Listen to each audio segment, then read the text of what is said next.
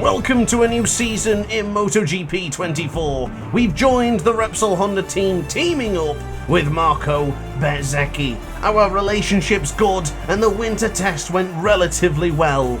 We finished the session top Honda honours in 15th and now we're raring to go here in Qatar. We start from 16th. Ladies and gentlemen, let's go racing in MotoGP. So here we go then, top Honda honours in our new season of MotoGP. We wait for the red lights to disappear as we burst into life for the first time in the Premier class. Wow, we got a shocking start. Look at all the Hondas down here at the bottom here. This is going to be a challenging season on the 120% AI. Up into 18th to start off with. Oh, it's a Messi on the right hand side of the screen there. And there goes Iagora on board the VR46 Ducati. Fabio Quartararo gets picked up on the right hand side and we're slowly carving our way through. Oh, a bit of contact there with Joan Mir on board the Aprilia and Jack Miller on board the Gas round the outside of Aleix Espargaro and through on Marc Marquez. What a start! From 16th on the grid up to 8th already. That is a 50% grid improvement. 100% improvement? I can't remember. I don't know how to do maths. But anyway, to the left-hand side, we have passed numerous riders all on different teams, in different bike colours. And now we have another one to face. Enea Bastianini on board the Trackhouse Aprilia. What I would imagine is the factory-supported Aprilia, as he's far too good to be having a satellite bike at this point in his career. Now into the left-hand side for turn 10. We are closing in. Now, I wasn't quite sure we'd get points in this one here today. I thought the sprint would be probably the best chance was to get points, especially with it being a shorter 6-lap dash for the cash. However, there's not that many point position availables here in the sprint session. Of course, you've got to be in the top 9 to acquire a single point. And as it looks so far, we should get at least one. Now, you might be wondering why Brad Binder's got a long lap penalty. He actually impeded my progress in the qualifying, which unfortunately I forgot to get a clip of. Otherwise, I could have shown you now. But yeah, he held me up and therefore long lap penalty for the South African. So things not looking too bad. We're up into the top 8. 7/10 of a second behind Enea Bastianini. This might be the best I can possibly do here today on the hardest difficulty in the game. It's Bagnaia who leads with a comfortable margin ahead of Binder. Pedro Acosta on board the factory Aprilia. Guess you didn't expect to see that today. He's up there in third, and behind him, which I imagine is either the Prima Prama Ducati of Jorge Martin or the Prima Prama Ducati of Maverick Vinales. Yes, Vinales has moved to Ducati. What an excellent decision that is. He wants to try and get a single win with every single team, it seems. Fair play to Maverick. Of course, in real life, he'll be moving over to the KTM team next season. Oh, and there goes Binder. We might be able to take a position here. I got distracted watching the... Oh my god! The speed he carried out of that long lap penalty was absolutely sublime. And now Aleix Espargaro's got through on us. Got to say, that looks peculiar. Out of all of the combinations I've seen so far, seeing Aleix Espargaro on board that factory Ducati, or GP23 should I say, looks damn right peculiar. I gave him a little bit of a nudge there, and of course, Aleix Espargaro being a level-headed rider, very calm, collected, he'll have no problems with that little bit of confrontation there. He's very relaxed, he wouldn't say anything, he wouldn't raise his voice or give me any hand signals or gestures, I imagine, because Aleix Espargaro, of course, never mind, I can't continue that sarcasm any longer, he'll be absolutely livid about that overtake. But I'm still trying to find my feet in the Premier class. A little bit messy to start off with, still trying to get back into the groove of trying to use the ride height device effectively and try and be careful with the power operation in this bike. And there goes Aleix Espargaro on the Ducati. Positioned himself right in front of me as I take to the outside of the track there to take over him. I don't think that's... oh, it is! It was an irregular overtake, I was going to say. That's a bit harsh, that. It's on a straight line. It's not really like we gained any advantage. Just trying to make sure I can get through there without touching him. But what I am surprised is the slipstream effect that we just picked up. We were rapid when we got behind the Ducati. And here again, we're still closing in on the number 41. This is, of course, where I got past him last time as I got really close to his rear tyre. My goodness. He's actually holding me up mid-corner. Who would have thought we would have corner speed on the Honda. I, for one, did not think that was the case. I almost lost the front then. That was a bit scary. Teammate objective, of course. Beat Marco Bezzecchi here today. I don't know where Bez is, but he's not at the moment acquiring a single point. We might be able to survive against Alicia Spargo's GP23, but I don't like the prospect of the number 93. And in fact, did you see it temporarily? Oh, he's there again. Marquez is now the GP23 leader in this race. The GP24s are first, third, fourth. They're doing very well.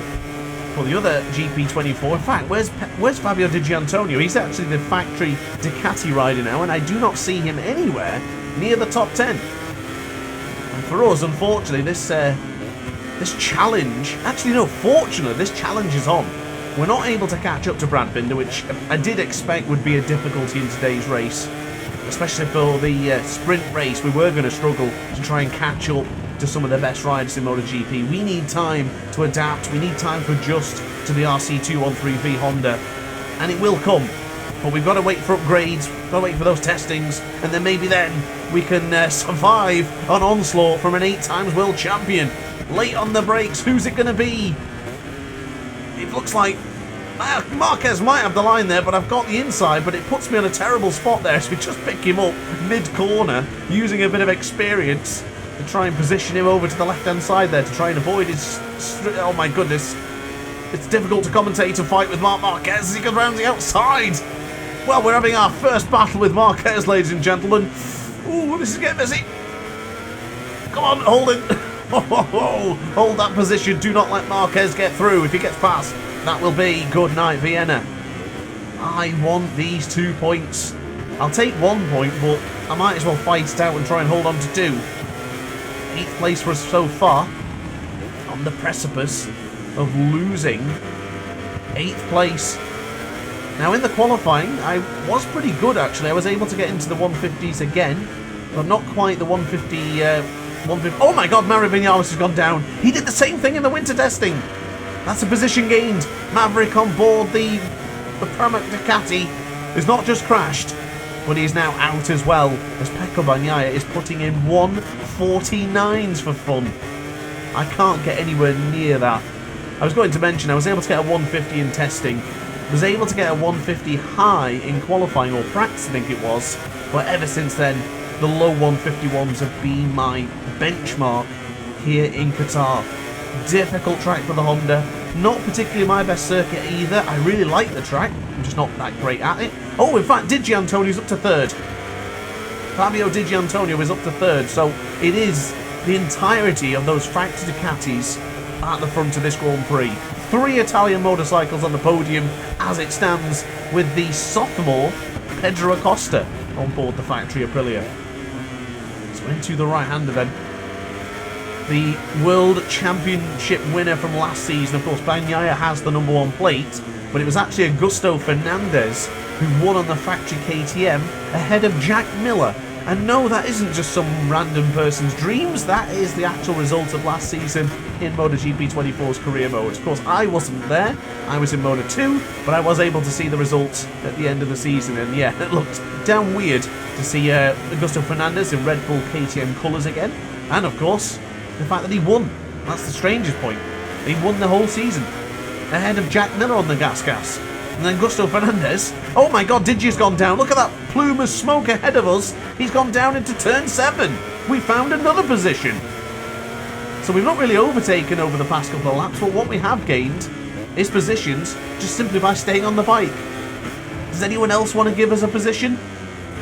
I'll take it. Any points I can get, I will gladly take. But this battle between Marquez is not over. A 10th and a half now, but Marquez is approaching. The sprint battle rages on for 4 points. It's been a great start to our Honda career. I'm not expecting a championship. I'm not even expecting wins or podiums. I'm expecting a tough fight all season long. And there goes Marquez. Oh, we got caught on the curb. It really slowed him down, that, didn't it? A bit wide there going into turn 16. I should imagine the Spaniard will have the drive here. try and keep it over to the left-hand side. Let's not run it off the circuit, though. I'm only 2 track limit warnings away from a penalty. And I'd like to avoid along that penalty, if you don't mind, as we now go on to the brakes into turn 1. The one thing I really like about this Honda is its braking. I feel it just feels fantastic under braking. I can really brake to the very last second. Oh my god, look at that timing. Look at that timing. I'm going to give the position up to Mark. I think as he touches our rear tyre. Oh no. Is that a track limit warning as well? Got away with it. I think maybe the game understood that I got hit ever so slightly there, or that I lost significant time going into that right-hander. Joan Mir's now approaching Marquez. I mean, that's 2 riders that do not want to see the Honda ahead of them. Marquez does not want to see a Honda ahead of him because he's moved over to the GP23 Ducati, so he has a chance of winning races again. And Joan Mir probably couldn't wait to see the back of this Japanese motorcycle. And now he is seeing the back of it, but he wanted to see it behind him. So that's 2 riders now eager to catch us up and to rub our noses in our aspirations of possibly finishing in the points in the debut sprint with the Honda here in Qatar. So far, the lap times have been pretty bad for me. Bit of early stage nerves, I think. Battling with the riders like Marquez is certainly not giving me any confidence. Well, it's giving me confidence to know that we're ahead of him, but certainly making me nervous. Well, into the final corner goes Pecco Bagnaia, so he will take the perfect start in his career again. And then from there, I don't know who it's going to be, but all I'm interested in right now is who finishes in 6th place in this sprint today. Bagnaia wins, Acosta finishes 2nd, Martin 3rd, and here we go, power on to secure the first points for Honda in God knows how long. Across the line, we've done it. A sprint 6th place. Wow, there was a lot of riders behind us. They weren't too far behind either. Look at Jack Miller and Augusto Fernandez together, 10th and 11th respectively. Well, there's your sprint results then, ladies and gentlemen. Let's not waste much time and let's get to the race. So after quite an eventful sprint where we've acquired a couple of points there, I am really happy, but this one is going to be the challenging one. Let's see how we get on now. Again, we're struggling to start. Don't get me wrong, that's not normal starting. It's fine in normal game modes, but for career mode, we're going to have to work on the bike for that to be any decent from now on. Oh, Binder's gone down. Bagnaia went down. Oh, they red flagged it. They've red flagged the race after what? 1 corner. Well, I guess we're back to it. There's no Brad Binder, then one of them, I think. Maybe Bagnaia is still in pole, but we're going to find out in a moment as we now get onto the power. In fact, it was Martin and Digia.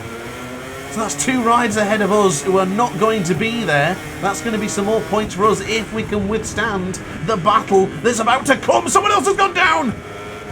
More fighting is enabled here in the race of Qatar. Oh, I just got stuck on Marquez's rear tyre there, but look at us. We're already up to 5th place. With the benefit of 3 riders, 4 riders not being in front of us here, we've gained so many more positions around the outside of Alicia Spargaro. Oh, big contact with Binder. Oh my god, look at this start. How on earth has this happened? Bagnaia crashed in that red flag a moment ago. I'm going to tell you what, attack him. I'm going to go for it. We're going for broke here with the Honda team. I can't believe it. We're up to 2nd. Well, this is where we probably start going backwards. So enjoy this 2nd place whilst it lasts, ladies and gentlemen. I'm going to try and hang on. And you know what? If I'm close enough, I'm going to... Oh my god. I almost got to the rear tyre of Vinales there way too quickly.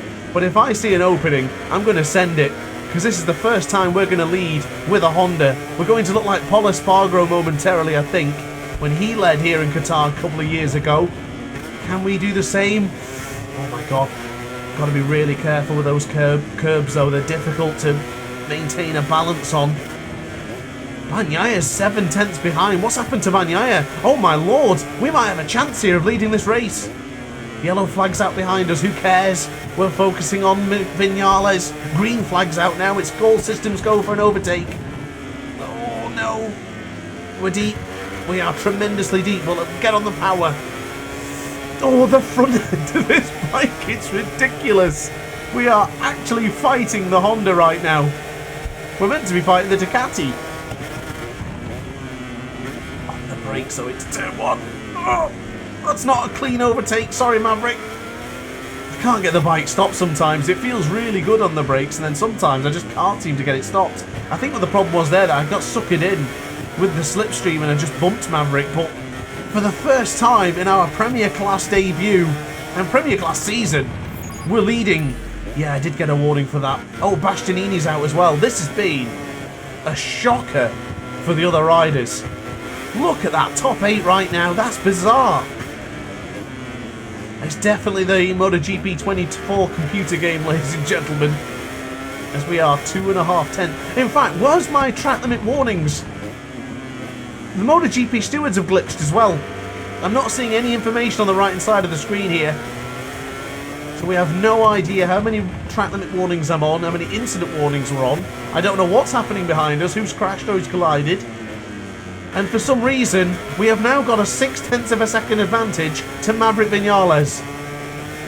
There's not a chance in the world I am doing 1 minute 49 lap times right now. So how the hell am I leading by half a second? Did everyone succumb to damage in that first red flag? Bagnaia was on the floor. Binder was on the floor. Didn't see about Maverick Vinales though. I suspect that they have got damage or something, because there's not a chance we should be leading here in Qatar. This is the 120% difficulty with a bike that is criminally underperforming. Oh no, that's another warning. Is it? It's not a warning. How the hell did we get away with that? Cross the line. Yeah, we're doing 151s. These aren't even good lap times. That is bizarre. I cannot believe there's difference. Has track conditions changed? I'm still running the soft option tyres. No difference here for me on the RC213V Honda. We're trying our best with the new Honda package. I'll tell you what, Marco Bezzecchi won't believe this. I got 4 points earlier on in the sprint. Marco Bezzecchi didn't get any, and we're 27 points. So that's 25 points for the win, plus the 2. Marco Bezzecchi's in the points. He must be around 13th. What a day for Honda. Surely we cannot sustain this. This could be the dream debut. I don't even know what to say. Just gotta stay focused if I'm going to try and win this one. In one way, I'm a little bit surprised, because I'm a little bit disappointed, to be honest, because after that sprint, I was pushing really hard just to try and get decent positions. And here we are, I'm pushing at the same level, but it's worked out tremendously well. I just hope it's not going to be easy this season. I want more of what we had in the winter test. I don't suppose it will be. I think we'd probably do... Oh, no. I got away with another track limit warning there again.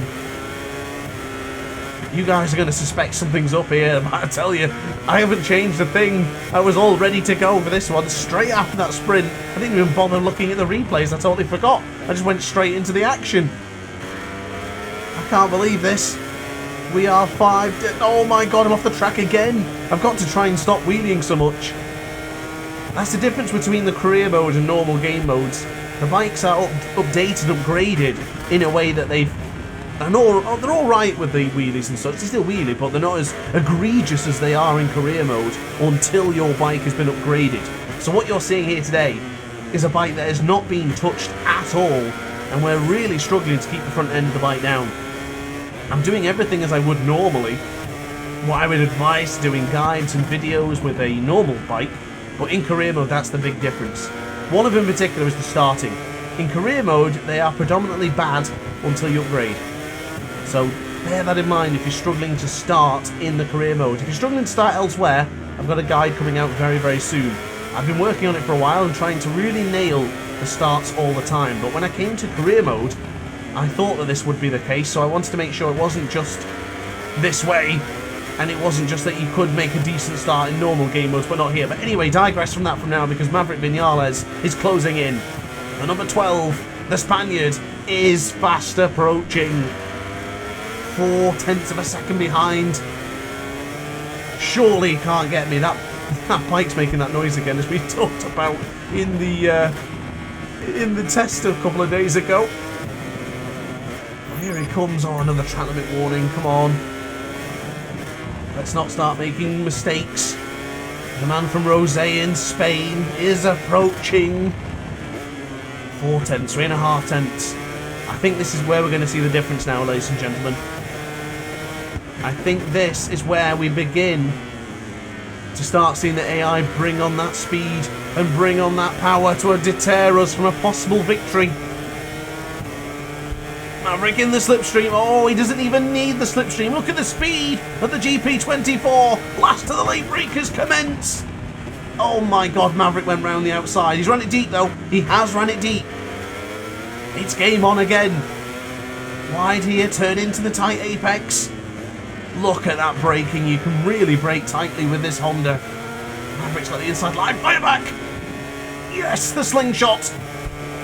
Beautiful bit of racing there. Maverick was on the inside too tight, so we couldn't quite bring on the power, but this is night and day difference to what we've seen in both the winter test, the qualifying, and that even in the sprint as well. I definitely suspect that Bagnaia has a problem from that red flag situation a moment ago, because he was doing 149s for fun in both the sprint a moment ago and the qualifying this weekend. So I don't doubt that he has a problem, but we're taking full advantage.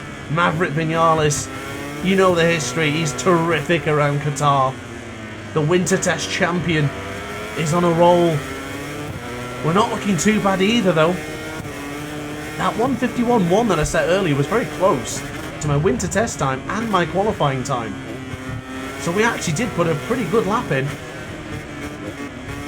And we're still putting in okay lap time. As long as we don't drop into the 52s, I think we're going to be okay. If we start dropping to those 152s, then I would imagine, yeah, the Maverick is going to take full advantage.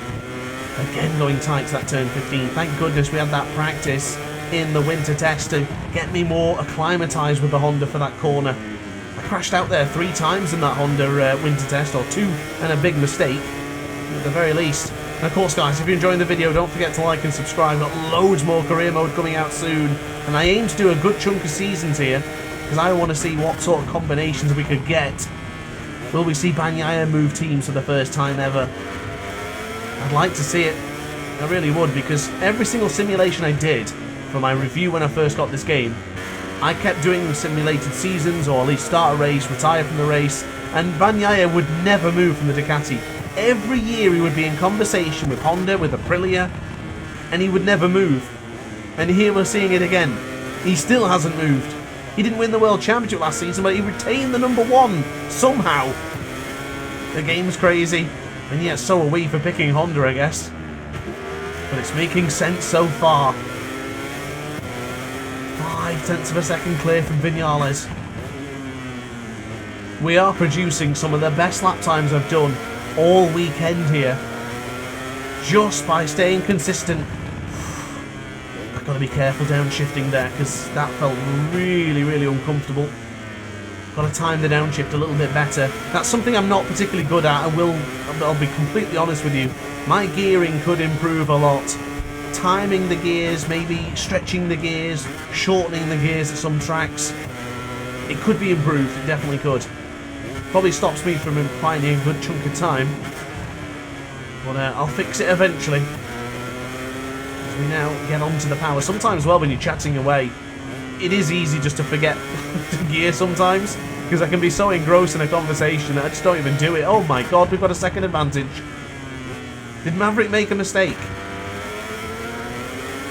Ooh, my nerves are shot. I can't believe this. A second ahead of Vinales. I can see Bagnaia on the map as well. He's just behind Vinales there in third. He just crosses the line now. As it's another 151 lap time. 151.4 for the number 47 for the debut, the debutant in the Premier class. Marquez is up to 4th now. Marquez was up to 4th, but Binder's fought back. No long lap penalty for Brad Binder in this one. Never mind for Brad Binder, he's gone down. Oh, that's shocking, isn't it? He was having a good fight there as well, it seems. He's dropping down the order, he's down to 8th. Jack Miller's now got 8th on board the Gas. Of course, it has been announced recently that Jack Miller will be moving on. He stays in MotoGP as I go wide. That's way too wide. That's at least 4 tenths of a second. 5 tenths of a second lost. Oh my god, it's 7 tenths we lost. All that work, all that effort, just to bring Vinales back again. Got distracted on Jack Miller. Moving to the Pramac Yamaha team for next season. It's a great result, a great news for Jack Miller. I think he definitely deserves it, and he can bring a lot of experience from both the Fiero Mobility bikes and, of course, the Ducatis, all to the Yamaha team. So I think that's an excellent decision, as Ayagura's gone. He was having a great race there in 7th place. In fact, both the Pertimida Enduro VR46 Ducatis were. And Ayagura's gone. He is out of the session. Trackhouse Aprilia bound next season in real life, of course. Keep an eye on Ayagura next season. I think he'll be really good. Keep an eye on Agora. Oh my god, I made myself laugh. That's terrible. If you can't laugh at your own jokes, then who can? Power on then. The gap has gone back up to 9/10 of a second, but this will be our first 152. That's abysmal. That is not a good lap time. Of course, don't forget the career mode bikes are slower until they're upgraded, so if you are playing career mode and thinking, wow, my bike is slow compared to the normal game mode, that's pretty much why that occurs. 0.2 of a second is what we're down on the Delta, so we are still pretty rapid where the first and second splits are concerned. This is where we're finding time against Vinales and Bagnaia. It could all come crashing down, though. Again, if I make another mistake into turn 6. Ooh, oh man. Oh, I just exceeded track limits there as well. I have not a clue. Oh, Marquez has gone. The 8 times world champion has binned it. And he's dropping down the order. He's gone. Yeah, this is going to be one of the most... Oh, I downshifted to first. Oh. Oh, God. I thought that was it for sure. Apologies for screaming in your ears, ladies and gentlemen. Oh my god. Why on earth did I just do that? Oh, I think I pulled a muscle. I jumped in my chair. Oh man. I can't believe that. This has been intense. Oh, I just can't believe that. We lost a whole second again. That's 2 lap times in a row that have been absolute shockers. Be careful here, because Vinales might be attacking here. Goodness me. Marco Bezzecchi's inheriting a lot of positions here, so that's good to see. I'm trying to work out a bit of the standings here, because if Di Gianantonio's crashed, and Bagnaia is in 3rd, and he won the sprint, so that's 12 points for Bagnaia. Do we have a chance of leading the championship if things stay as they are? We're going to get 25 points for this victory, plus the 4 that we earned earlier. It's 29 points. Bagnaia is going to have 12 plus the 16. We're going to lead this championship by a point. We might even have the team's championship if Marco Bezzecchi keeps finding positions. What a bizarre start to the season. Much better into turn 6. Felt a little bit more calm and collective going into there then. Still completely struggling with the wheelie out of that left-hander though. And there goes Aleix Espargaro. Now he's gone. Does anyone want to stay on the bike in this one? Is he out, or is he just having a minute? He's gone. Well, he's not in the top 8 anymore. The 2 Gas men are doing well. When was the last time we've seen 2 Gas into the top 8? That's going to be a while ago if it ever has happened. We've still got the advantage to Vinales. You know what? The pressure's not on me anymore. The pressure's on Vinales. We've led for about 8 laps now. And I've made so many mistakes. And he's still not caught us up. Definitely something going wrong here with the full race distance compared to the sprint. In fact, let me know in the comment section down below, is this what we're going to expect? Are they going to be really tough in the qualifying practice, which I know they are, and then the sprint as well, but slow in the race? Because so far, they have been slow in the sprint, this race. I should imagine that's down to the crash at the beginning, though, that red flagged the first race. Be really curious to see what lap times Bagnaia is doing. This is it. This is the penultimate lap. We are 0.3 of a second away, or 0.3 of a second ahead of Vinales. That gap is slowly going to his favour. We still couldn't get back into the 151s again, even without a mistake on that previous lap. Soft tyres so far have done the business. Soft tyres is usually a definitive choice for everyone in this game, in the Premier class. This could be the key here. Maybe they chose a harder tyre, I don't know. But we're holding on. We are still holding on. Joan Mir's best result of the season, 4th place, has gone begging. He's just crashed, but he's still in 4th, as a matter of fact. He's tight to the apex, don't downshift again, for Christ's sake. I'll scream if I do that again. Like a big girly scream as well. Not just a bloke, like, being terrified of something and screaming. I mean like a full green, full girl scream. 5/10, 6/10 of a second. Well, I've got to say, this debut has not disappointed. I have thoroughly enjoyed this. I sincerely hope you guys have as well. But the pressure is on. It is on. 6/10 of a second.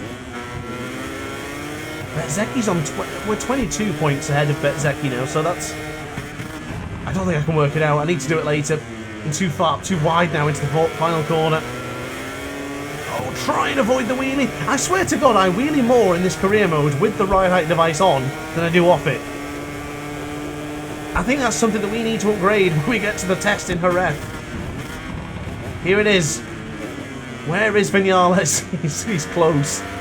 4/10 of a second, 3/10. We have led since lap 2. Do not deny me on the last lap. I've always liked to be the hunter rather than the hunted. But at the moment, I am the hunted. And Vinales is closing. We're good in the first split. Don't need to worry about this here. 3/10 remains the same. Status quo at this stage of the race. Turn 6, we might lose a bit of time. We've got to be good here. Oh, we weren't good at all. Come on. Don't start to falter now.